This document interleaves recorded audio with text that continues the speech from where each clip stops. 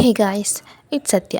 ഞാനൊരു മുട്ട റോസ്റ്റിൻ്റെ shorts upload ചെയ്തിട്ടുണ്ടായിരുന്നു. അപ്പോൾ അതിൻ്റെ റെസിപ്പിയുടെ ലോങ് വീഡിയോ ആണ്. സ്കിപ്പ് ചെയ്യാതെ കാണുക. വീഡിയോ ഇഷ്ടപ്പെട്ടാൽ ലൈക്ക് ചെയ്യുക, ഷെയർ ചെയ്യുക, സബ്സ്ക്രൈബ് ചെയ്യുക. ആദ്യം ഒരു ചീനച്ചട്ടി എടുക്കുക. ഒരു 2 ടീസ്പൂൺ വെളിച്ചെണ്ണ, അതിലേക്കൊരു വെളുത്തുള്ളി, ഒരു ചെറിയ കഷ്ണം ഇഞ്ചി ചെറുതായിട്ട് അരിഞ്ഞത്, ശേഷം ഒരു ടീസ്പൂൺ പെരിഞ്ചീരകം, പിന്നെ ഒരു പച്ചമുളക്, ഇത്ര ഇടുക. ശേഷം അതൊന്ന് ചൂടായി കഴിയുമ്പോൾ അതിലേക്ക് ഒരു ബിരിയാണി ഇല, 2-3 ഗ്രാമ്പൂ, ഒരു തക്കോലത്തിന് 2-3 ഇതൾ, ശേഷം ഒരു 1 തൊട്ട് 2 വരെ സവാള ചെറുതായിട്ട് അരിഞ്ഞത് ചേർത്ത് നന്നായിട്ട് വഴറ്റുക. അതൊരു പൊന്നിറാകുമ്പോൾ അതിലേക്കൊരു 1-2 തക്കാളി വരെ ചേർക്കാം.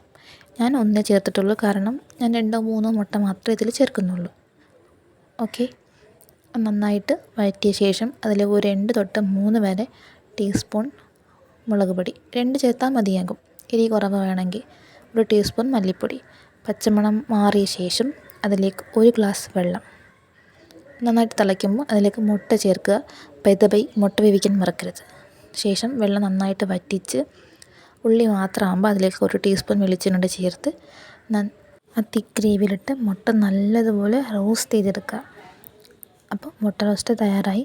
ഇനി വിട്ടുപോയ കാര്യങ്ങൾ പറയാം. മുട്ട മുങ്ങാൻ ഭാഗത്തിന് വെള്ളം ഒഴിക്കണം കേട്ടോ. ഉപ്പും ഈ സമയം ചെക്ക് ചെയ്യണം.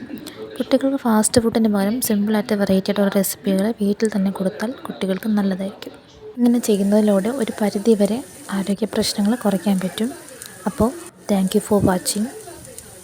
ഇതുപോലുള്ള റെസിപ്പികൾക്ക് വേണ്ടി എൻ്റെ ചാനൽ സബ്സ്ക്രൈബ് ചെയ്യാൻ മറക്കരുതേ. അടുത്ത വീഡിയോയിൽ കാണുന്നവരെ ബൈ ബൈ ഫ്രം സത്യ.